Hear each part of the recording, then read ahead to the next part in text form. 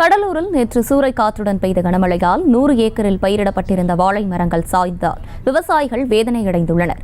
இதுகுறித்து மேலும் விவரங்களோடு இணைகிறார் செய்தியாளர் பாரிவள்ளல். பாரிவள்ளல், வணக்கம். விவரங்கள்.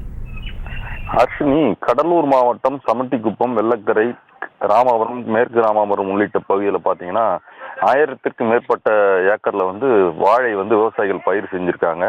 இந்நிலையில நேற்று காலை முதல்ல வெயில் சுட்டி இருக்க நிலையில மதியத்துக்கு மேல பாத்தீங்கன்னா கரெக்டா சரியாக 3:30 மணிக்கு மேல் இடி மின்னலுடன் சூறைக்காற்றுடன் மழை பெய்ய ஆரம்பிச்சது.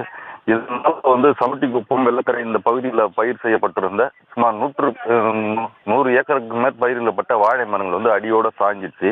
இந்த சாய்ந்ததுனால அவங்க என்ன சொல்றாங்கன்னா, நாங்கள் வாழை பயிரிட்டு அதான் நன்றாக பராமரித்து கிட்டத்தட்ட குலை விட்டு அறுவடை செய்யும் நேரத்தில் நேற்று காற்று அடித்து எங்களுடைய வாழை மரம்லாம் சாஞ்சிச்சு.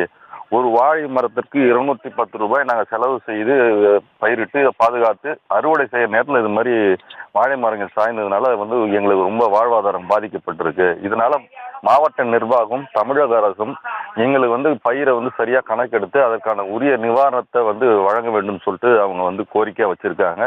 இது போல அதை சுற்றி உள்ள கிராமங்களிலையும் பல ஏக்கர்ல பயிரிடப்பட்ட வாழை மரமானது நேற்று அந்த சூறைக்காற்றுடன் பெய்த மழையினால் அடியோடு சாய்ந்து விவசாயிகள் பெரிதும் பாதிக்கப்பட்டிருக்காங்க. அவர்களும் எங்களுக்கு உரிய நிவாரண வழங்க கேட்டிருக்காங்க. விவரங்களை வழங்கியமைக்கு நன்றி பாரிவள்ளல். செய்திகளை உடனுக்குடனும் துல்லியமாகவும் தெரிந்து கொள்ள சப்ஸ்கிரைப் பண்ணுங்க.